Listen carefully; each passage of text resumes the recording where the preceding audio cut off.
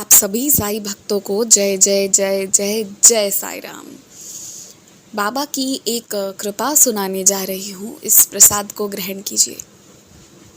और हाँ, यदि आप भी कुछ लिखना चाहें तो कमेंट सेक्शन पर बिल्कुल मेंशन कर सकते हैं, आपको रिप्लाई दी जाएगी।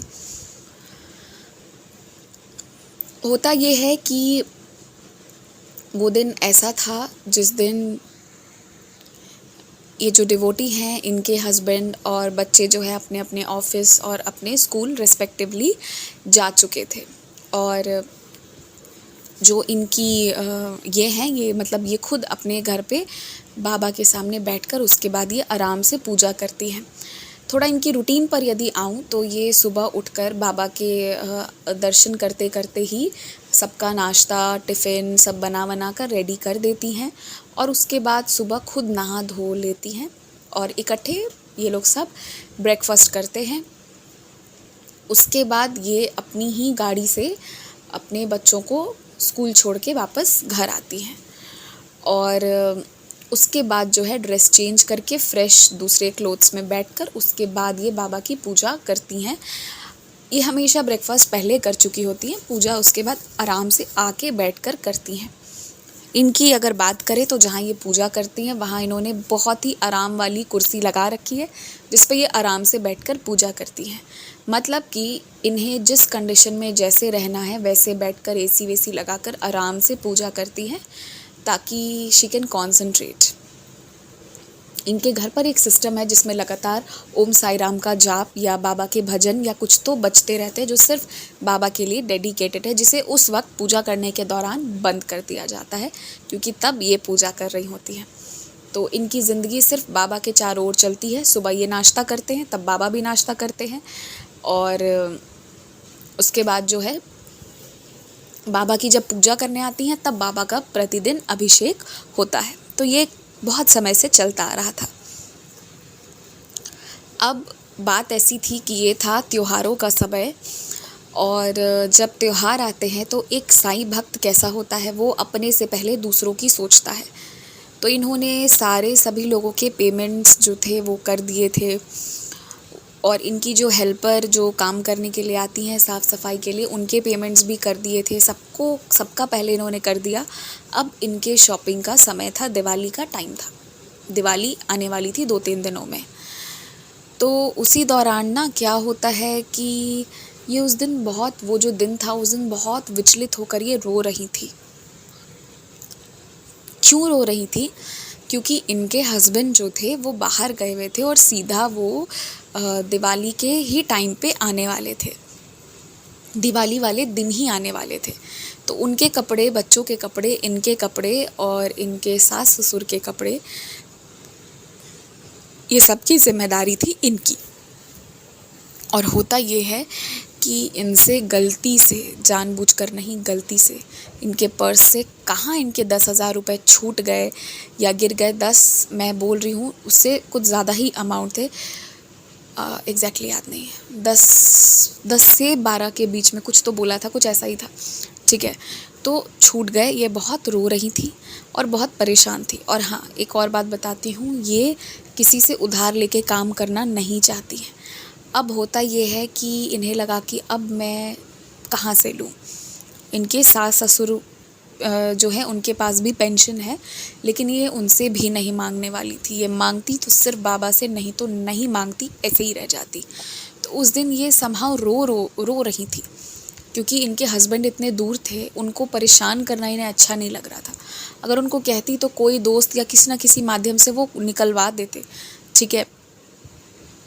पर ये उनको परेशान नहीं करना चाह रही थी, वो खुद थोड़ा ज़्यादा बिजी थे उस दौरान। तो ये रो रही थी और बाबा से कह रही थी कि बाबा कोई इंतज़ाम करो, कैसे होगा। अब वो जो सुबह थी ना, हर सुबह इनके घर में बहुत पॉजिटिव एनर्जी रहती है, पर उस दिन एक निराशा थी क्योंकि साई की बेटी रो रही थी।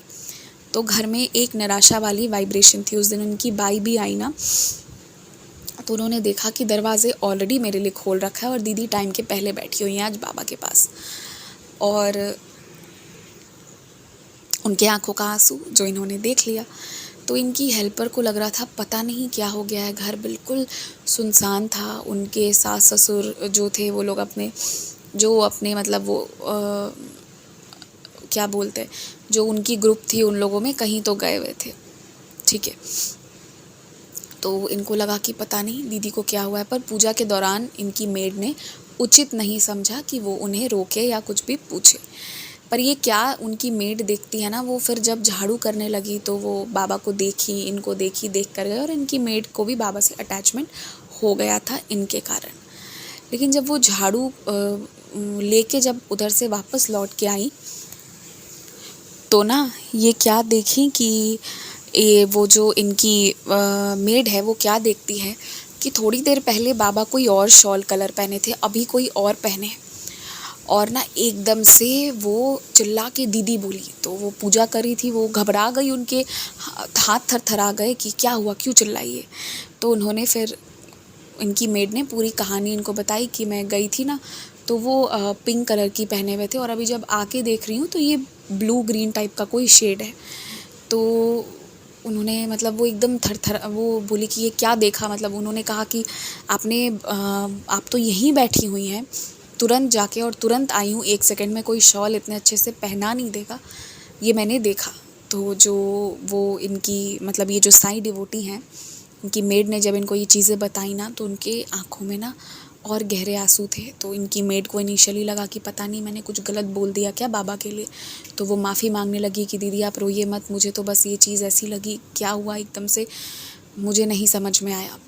तो फिर इन्होंने बताया कि सुनो, तुम्हारे से कोई गलती नहीं हुई है, तुम माफ़ी मत मांगो, बाबा ने तुम्हें दर्शन दिए हैं और तुम भाग्यशाली हो, जो मांगना है मांग लो, सब दे देंगे, बाबा ने तुम्हें साक्षात दर्शन दिए। और फिर इन्होंने अपनी मेड को कहा कि मैं बाबा से इंडिकेशन मांग रही थी कि बाबा आज इस मजबूरी में आप मेरी हेल्प करोगे या फिर मुझे किसी के आगे जाकर कहना पड़ेगा।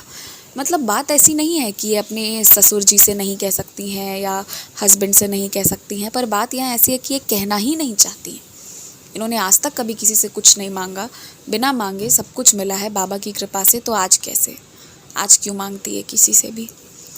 खैर, तो ये रोते हुए बताई कि मैं इंडिकेशन मांग रही थी, बाबा मुझे तो इंडिकेशन दे दिए तुम्हारे माध्यम से, मुझे डायरेक्टली नहीं बताया, पर यदि जो तुम कह रही हो वो सच है तो फिर तो, और मतलब फिर उसके बाद जो है ये अश्योर्ड हो गई कि चलो जो भी है सब संभल जाएगा। और इनकी मेड भी जो है वो अपना एज़ यूजुअल काम करके चली गई।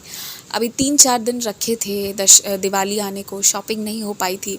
इनके ससुर जी ने कहा कि कब होगी, तो इन्होंने कहा कि कर दूंगी मैं, ठीक है। इन्होंने कुछ आगे बताया नहीं, और वो खुद कह रहे थे कि चलो तुम लोग चलो, मैं तुम्हें दिलाता हूँ, ये उसके लिए भी रेडी नहीं थी। She is very particular about it. तो यहाँ पर बाबा की ना 2 कृपा होती है। पहली कृपा तो यहाँ पर ये होती है कि इनके ससुर जी जो अपने भी बच्चों को जो है बहुत प्यार करते हैं, अपने पोते पोतियों को, तो वो खुद ही उनके कपड़े अपने पसंद के लेके आए, जो वो वैसे भी लाते थे, पर हर साल 1 दिलाते थे, इस साल 2 दिलाए थे। तो ऑलरेडी वो लेके आ गए थे, ठीक है, बट सिर्फ दोनों बच्चों के, क्योंकि इन्होंने कहा था कि हम चलेंगे ही, तो इसलिए उन्होंने सिर्फ इन दोनों के दिलाए थे, क्योंकि ससुर जी भी जानते थे ये ज़िद्दी है और ये बोलेगी कि मैं ही खरीदूंगी और आपको पहनना है, तो मान नहीं पड़ता सबको बात। ये घर के बड़े बुज़ुर्गों की बहुत इज़्ज़त करती हैं और ये बिलीव करती हैं कि अब मेरी सेवा करने की बारी है, तो आपने, and I believe this too, तो अब आपको सेवा, अब आप मत करो, अब आप बस लो, आपने बहुत दिया है, अब आप थोड़ा सा लो, थोड़ा हमें भी मौका दो। तो ना क्या होता है कि वो चीज़ होती है, तो इनको एक तो थोड़ा लगा कि चलो यहाँ से कम हुआ।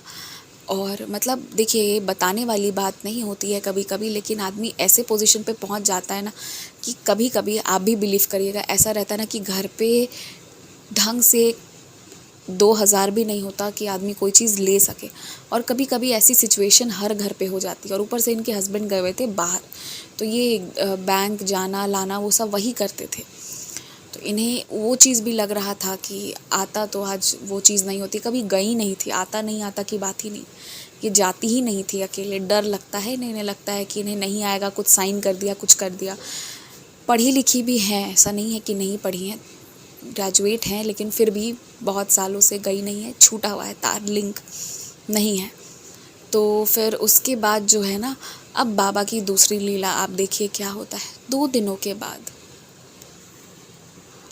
एक जो जिनको ये जो प्रेस करने वाले भैया हैं, जो आयरन करते हैं कपड़ों को, वो आते हैं और इनको कहते हैं कि दीदी आपका एक जो है कपड़ा वो रह गया था, हमने एक कपड़ा कम दिया था। तो इन्होंने वो कपड़ा लिया और आप बिलीव करिएगा उसी जो पैंट्स थी, जो उसी के पॉकेट में इनको बड़े अच्छे से आयरन किया हुआ वो 10-12 जो भी था वो 1000 रुपीज़ इनको मिला। ठीक है, मतलब ये बाबा की विचित्र लीला थी कि उसको आयरन करने के दौरान उसको नहीं मिला। ऐसा कैसे हो गया? और ऑब्वियसली नहीं मिला। अगर मिला होता ना तो वो लौटाता नहीं। बहुत कम लोग होते हैं जो लौटाते हैं, और इन्होंने कहा कि उसकी नेचर ऐसी नहीं है कि वो लौटा देता। हर इंसान जानता है कि कौन किस लेवल तक ईमानदार है। तो फिर उन्होंने कहा कि ये देख के मैं शॉक्ड थी, मतलब कि जो इन्होंने अपने शायद जब ये शॉपिंग कर रही होंगी तो अपने जो सूट पहनी थी, तो जो पैंट्स थे जो होते हैं ना आजकल चले हुए हैं ना, सलवार जो होती है वो पैंट स्टाइल की होती है, पॉकेट्स वगैरह होते हैं, तो उसमें डाल दिया होगा इन्होंने गलती से और इनके ध्यान में ही नहीं थी वो बात। तो देखिए कि बाबा इतने दिनों के बाद उसको याद था कि ये इनका कपड़ा है, लेकर आया और एग्जैक्टली 1 या 2 दिन बाकी थे तो ही आया, एकदम वेल आयरन किया हुआ, और वो पैसे भी एकदम बढ़िया से आयरन किए हुए थे, जले वाले नहीं थे। और जो है ये फिर रोने लगी, बाबा के सामने ले जाकर उन पैसों को रखा, शुक्रिया किया इन्होंने बाबा से। लेकिन ना यहाँ पे बाबा की लीला कुछ विचित्र होने वाली थी। इन्होंने सोचा कि वो जो है वो मतलब अब वो उन पैसों से जो है अब तो ख़रीद लेंगे, तो इन लोगों ने प्लान किया कि अब हम जाके ले लेंगे, और मतलब बातें हो गई, सब कुछ सारा सब कुछ हो गया। तो उस दिन जब ये शाम को जाने लगे तो इनके हस्बैंड आ जाते हैं घर। उन्होंने कॉल किया था कि मैं घर आ रहा हूँ, मेरा काम हो गया है। आना था दिवाली वाले दिन बट पहले आ गए तो ये लोग खुश थे। इन्होंने सोचा अब हम सारे लोग मिलके ख़रीदारी कर लेंगे, फैमिली को अच्छा लगता ही है। बट टू हर सरप्राइज़ यहाँ पे होता ये है कि इनके हस्बैंड जो है ना वो इनके जो ड्रेसेस है उसको लेकर आते हैं ऑलरेडी। मतलब कि इनकी मदर इन लॉ की, और अपने लिए बड़े सुंदर सुंदर कुर्ते, अपने फादर के लिए शर्ट पैंट सब लेकर आते हैं। बच्चों के भी कपड़े लेकर आते हैं, हालांकि बेटी के कपड़े स्टिच्ड नहीं थे, वो अनस्टिच्ड सिर्फ कपड़े लेकर आए थे। तो इस तरह से वो देखती हैं कि सबके कपड़े तो आ गए हैं, तो इन्हें लगा अच्छा शायद इसीलिए बाबा ने जो है ना वो पैसे ले लिए थे, क्योंकि वो पैसों को तो खर्च कर दिया गया था।